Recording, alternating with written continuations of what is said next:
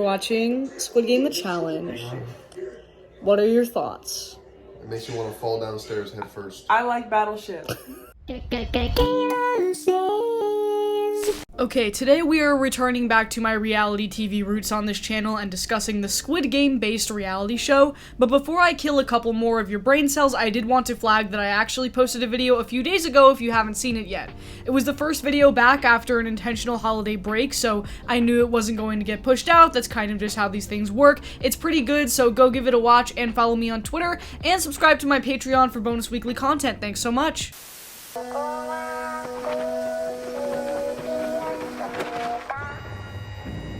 So a couple of years ago, Squid Game was like the biggest thing in pop culture. If you need a quick refresher, it's a Korean series that was released on Netflix in 2021. The basic plot is that 456 players compete in various iterations of children's games for an enormous cash prize. The catch though is that if you lose, the game makers kill you. Only one person is supposed to make it out alive with the money. The show was a certifiable hit, according to Netflix, who I do not often trust for reasons we'll get into, but no matter what, it's one of their most watched shows of all time, and because Netflix is Netflix, that of course means they have to milk it for all that it's worth, meaning that not only did they order a season 2 pretty much immediately, but they also ordered a reality show based on the original show's premise. Now, the subject of today's video is the reality show that they created, but first, I did want to take a second to address the actual show and what made it appealing in the first place. I watched it and I liked it. I thought it was pretty good. The best part of it is all of the thought put into the actual games, the unique production design, the amount of pressure and stakes you feel watching these characters try to execute the challenges. I think they also really take the time to nail and develop why these people are willing to put their lives at risk for this money. The show at its core is very much about how the wealth gap and capitalism drives people to extremes just to survive. It is an important part of the show despite what others may have retroactively said about it to justify the reality show's existence, but I digress. For the record, there are things I'm not as crazy about in the show, like I think there are some dumb plot contrivances, especially toward the end, but I understand generally why people fuck with it. Which brings me to my first point. A reality show version of this has no reason to exist. I did watch all of the episodes of it that are currently out in preparation for this video, and I'm going to talk about those in detail, and my viewing of it did confirm what I basically already knew when I heard that this was getting made. The conceit of Squid Game does not work unless people are actually fucking dying. The reason why the first scene of the games in the show, Red Light, Green Light, is so effective is because these people come in thinking that they're just playing a series of kids games for money, and then the robot starts shooting at people and you're like, oh, okay, this is real shit. People are actually playing with their own lives. In the show, they also go through a scenario where everyone votes to leave, and a good portion of them come back knowing that their lives are at stake. It's what makes the show interesting. So if you eliminate, the death stakes, then you're just left with a generic reality show. Not to mention the fact that Mr. Beast pretty much already did this concept like the year Squid Game came out. And I'm not saying this show would have worked if they actually killed people, not what I'm saying at all. I'm just saying point blank, a reality show version of Squid Game has no reason to exist. It should also be known that I'm not really the biggest fan of the Netflix reality shows. I actually like reality TV quite a bit, but I just have never been able to get into their vibe.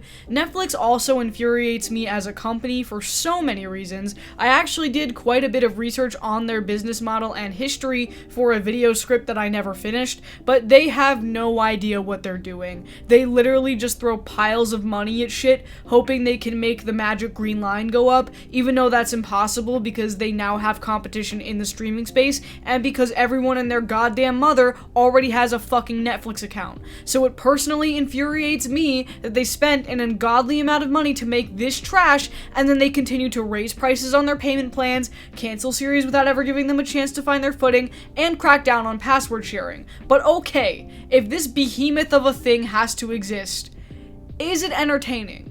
Is it good television? The answer to that is complicated. If we were in Squid Game, who do you think would make it to the end out of the four of us? Like, who has the best chance? Brian. I feel like you just fly under the radar. And then they'd be like, oh, that guy's here. And it's like the final three. I would put my money on Angel, honestly. Who do you think? I'd be the first to die because I would have. Censored because this joke sounds terrible out of context. You can't put that in the video. Okay, so I've seen the first 9 episodes of Squid Game The Challenge as of recording this video because the finale comes out next week, and we will be talking spoilers for everything so far, just a heads up. Here are the positives. They are very committed to all aspects of the show that you are here to see, such as the production design. It all feels and looks authentic. It's basically the set from the original show brought to life. Just like the show, the best part of the challenge is the actual games, especially the ones that were taken directly from the original material, and we'll get to the ones that weren't. So like red light, green light, the honeycomb, crossing the bridge, marbles, all of that is in here, and I think all of it is as entertaining as you would want it to be.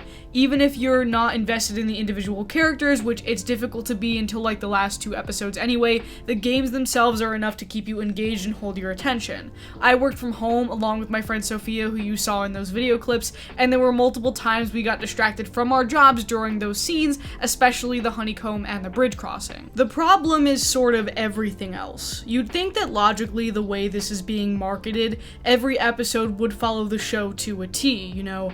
Each one is a different challenge in chronological order. I think it would have been more effective to do it that way, almost like a 4 to 5 episode miniseries, because the way that it's laid out here across 10 episodes, not only do you have challenges from the show, but they also implement more of a social strategy element to the game in which you can legitimately be eliminated, like during your downtime because someone doesn't like you, an unlucky randomized situation that you have no control over.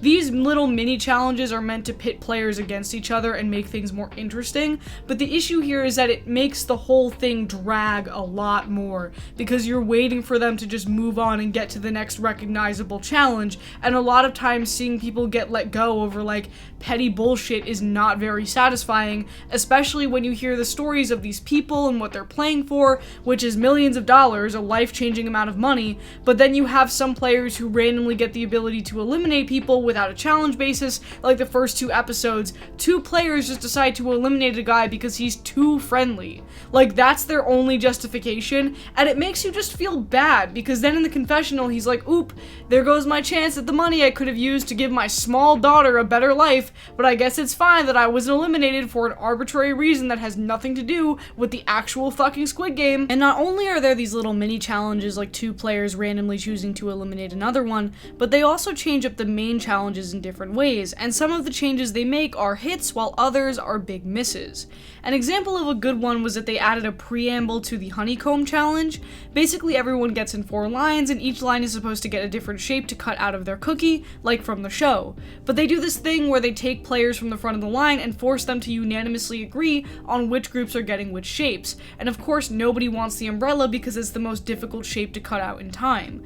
So if the 4 in front of the line can't agree on who gets what, they automatically get eliminated, and this goes on for like 2 or 3 rounds, and it's actually very entertaining because it adds an intricate level to a challenge that people already know and like. On the other hand, the producers use the contestants' pre-existing knowledge of the show to subvert expectations for both themselves and the audience. Like at one point they basically bait everyone into thinking the next challenge is tug of war, and have them pick teams accordingly, only to reveal that the teams are actually playing a version of Battleship, which requires a completely different skill set. And Battleship was fun, but this was less of a success in my opinion, because it didn't feel true to the show, and up until that point, that seemed to be the main goal here. They also added a few new main challenges at the end after the bridge crossing, like a dice game where you roll a die to get people out, and basically a version of Heads Up 7-Up where the remaining players have to guess who is trying to eliminate them.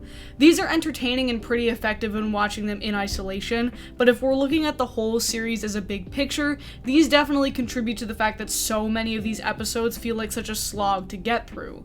I think they could have trimmed a lot of these game mechanics, and it would have been a more effective way to keep the stakes and action up the entire time, because there are definitely some lulls within the show's current format. Okay, we are still watching Squid Game The Challenge. Please, tell me your biggest complaint so far. It's taking too long It to is- get through things. It is a very oddly paced Yeah. show. Like, I could look away for a minute and not miss anything.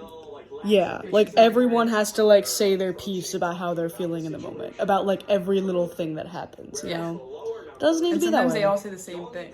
Yeah. Yeah, it's almost like damn, it's a competition and anyone can go home at any time. Yeah. And It's you like gotta the make stakes are high. hard decisions. Yeah. Oh shit. Angel, how you feeling? I don't like the personalities in the show. I think they're all individually annoying in their unique ways. And that, my friends, is as good of a transition as anything to talk about what really peeves me with this show, the handling of the characters. I already knew that this was going to be difficult for the producers to manage because in Squid Game, the show, you have one protagonist to follow. But here you're working with so many characters that some are bound to slip through the cracks. I actually talked about this way back when I did a video about Kid Nation. It's not up on my channel anymore because it got copyright blocked, but basically there are so many contestants and so much is left up to chance that even if you pick characters to highlight early on, you run the risk of them getting eliminated and having to pivot all of your resources into getting the audience invested in completely different people by the end, and that is definitely what happened here. For example, there's a young guy named Trey and his mom Leanne, and Trey seems like he is more or less the protagonist of this version of Squid Game up until the bridge crossing when he is eliminated. He is naturally a point of interest because he's playing the game along with his mom, and so they are frequently cut to in confessionals, and it's easier to pick them out of a lineup because they have a more interesting story. And they have a compelling arc. They get paired up for marbles and one has to eliminate the other. And once Trey's mom is eliminated, you're rooting for him to make it to the end because he seems like a good guy. And then he gets eliminated, and from that point on, it feels like the show dramatically pivots in its narrative and we have to get saddled up with a completely different group of people who we barely focused on this whole time. It's such a noticeable problem that they get to like the top 12 and there's literally 2 people in there who I do not recall seeing at any point until the very end. So you're like, well, I don't want them to win. I feel no connection with these people. I didn't even know that we're playing until right now. Now, I want to take a second to break down the one character moment that has stuck so much with viewers that a lot of them are talking about it online. Basically, during the bridge challenge, the group agrees to configure it in a way where each person in the lineup has a 50-50 chance of guessing the right tile, and then everyone else can go behind them until they all cross. The one person who doesn't agree to this is Ashley, who doesn't take her turn and stays put, prompting Trey to go forward and get eliminated. Everyone fucking hates Ashley for this, and when you watch it, you will also fucking hate her for it, even though it's totally reasonable to not want to provide a utilitarian solution to a reality show challenge that has a basis in a K-drama where poor people fight each other to the death. It reminds me a lot of RuPaul's Drag Race All-Stars when people get mad at queens for voting off other people without adhering to whatever moral code they made up that day, and it's like, no one said you had to play it that way, man. We're applying objective morals to an every man for himself situation, but okay, everyone seems to brush this off, and then they get to the dice game where they all agree to nominate themselves on every dice roll, therefore leaving their eliminations entirely up to chance. But Mai nominates Ashley because she speaks up and says that Ashley wasn't being a team player in the bridge challenge, which is fair, but everyone acts like Mai is the one who did something wrong. So I guess a lot was left on the cutting room floor from that moment because it makes no sense that all of the players are pissed at Mai for singling out Ashley when Ashley is the one who did the selfish thing first in the last challenge. But also, do I blame Ashley? No, because it's $4 million goddamn dollars. If you can minimize the risk of leaving things purely up to chance just because everyone else around you thinks that's fair, I get why you wouldn't want to play it that way. It's an interesting conundrum. It caused some fun debate and conversation when we watched it, and it is really satisfying to eventually watch Ashley get eliminated. So it does all work out, but yeah, this is the only really interesting character moment up until the last episode, and so many of these other characters are so forgettable throughout, and it's a shame. I know they're trying to copy the show, but even if they scaled it down to 100 people, I think they could have gotten a more solid character moment out of that kind of format. The last thing I want to talk about here is the fact that this game show illustrates the modern-day speculative dystopia in its truest form. What I mean by that is while media is supposed to be a form of escapism, you can't help but focus in on all of the depressing real-life aspects of this kind of competition that creep in while you're watching it, which makes sense given that the original source material is about the inherent evil nature of capitalism. I've talked about this a little bit already, but people are very heavily memeing on clips from the show where players get really emotional after they lose, and it's because they are being crushed by medical debt or student loans, or they can't afford to buy a house, and this amount of money would substantially change their lives forever. It is devastating watching some of these people lose because it's not just a trip to the Bahamas for them, it's a second chance at life that they're never going to be afforded otherwise because we have no social safety net, the planet is on fire, and we're all fucked.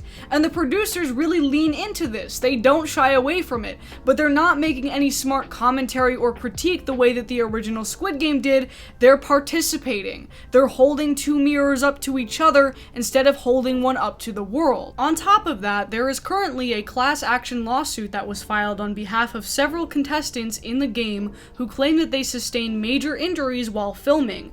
Several outlets have reported that during the filming of the red light green light game, a few contestants contracted hypothermia due to having to stay in the same spot for so long in the cold airplane hangar they filmed it out of. Additionally, some cast members claim that basic needs for the environment weren't provided on set, going as far as to say that people's lips were getting so chapped and there was no lip balm available, so they resorted to using lubricated condoms until the producers conceded and gave them some fucking chapstick. I guess you can consider this hearsay because the producers have not confirmed that themselves, and you can also argue that improper filming conditions are a consequence of signing up for a mass-produced Netflix reality show when they have never had a good reputation for stuff like this to begin with. But I don't know, you just hear stuff like this, and you think about what kind of show the original Squid Game was, and you just can't help but feel so disillusioned that this kind of thing even exists, that anyone thought it was a good idea or a piece of media that needed to be made right now. It fills me with a sense of dull, cynical rage, and also, if there were condoms provided on set, where exactly were those people supposed to fuck?